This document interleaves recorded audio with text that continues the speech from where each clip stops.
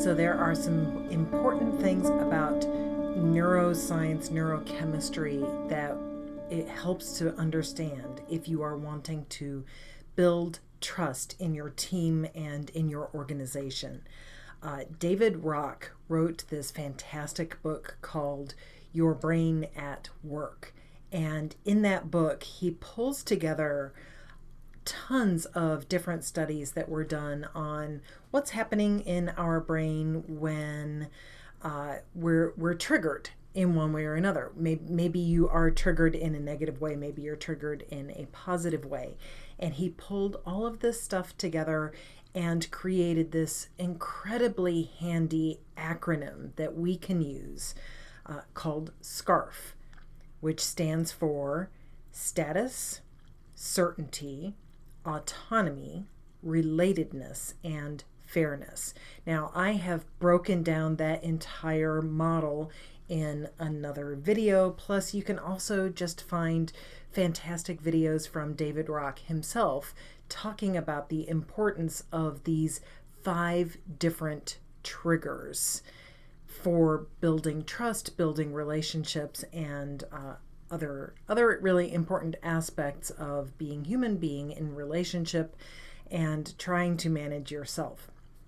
But what I want to share with you today is that these triggers show up in important ways in building trust in your team and in your organization, because things like status are triggered when you feel like you're being evaluated, either at work or in your life in a social setting.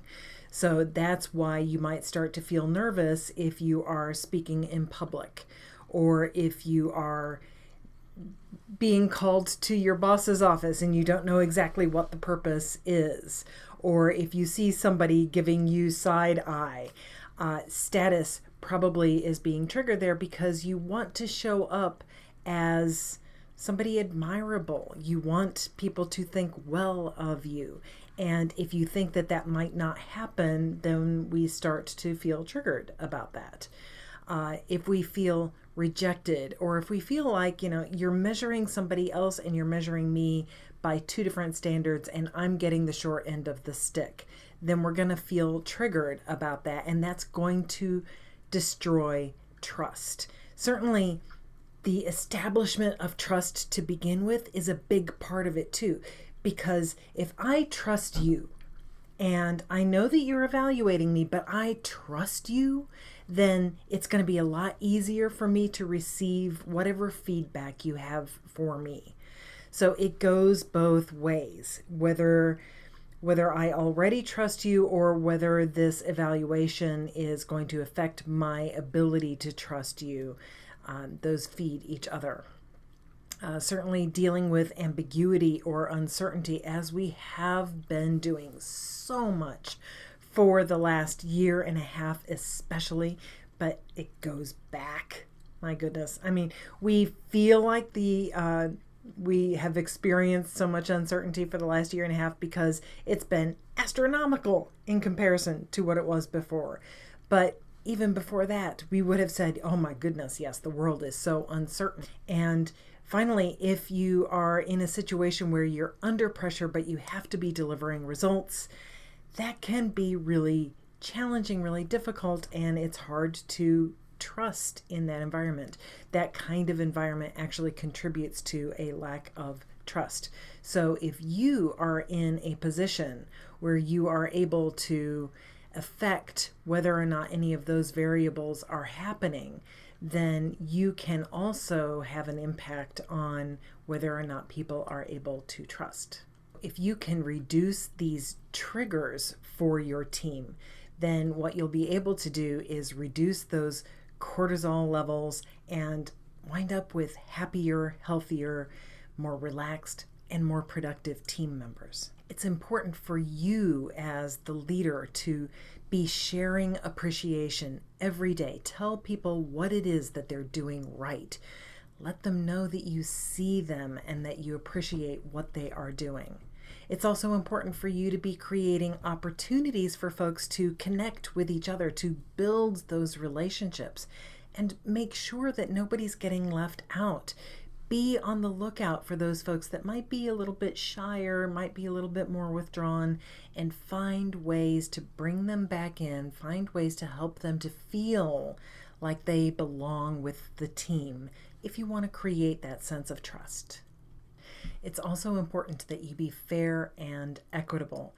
These are very important issues, especially now when our awareness is heightened and we've got a lot more information.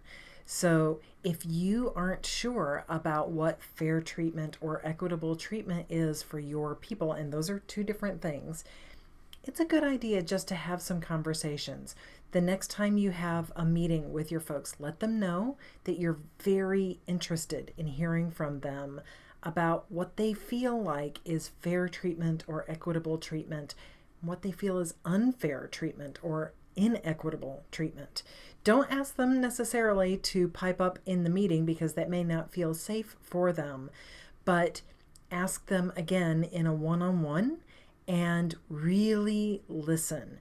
Be as completely, genuinely curious as you can and detach yourself from whatever they might say. Because even if they're telling you that there's something that you did that's inequitable or unfair, that doesn't mean that you are a bad person. It just means that this is part of your learning curve and it's okay for you to learn. So keep breathing, keep listening, stay curious, and keep asking those questions. And these are difficult questions. Fair and equitable treatment isn't always a really clear-cut answer.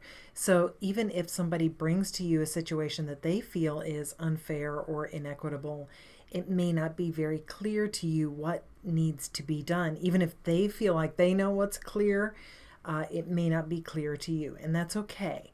What I would encourage you to do is, again, just keep breathing and let them know that you're interested in the problem, you're working on the problem, and there may be some other things that the two of you can pay attention to.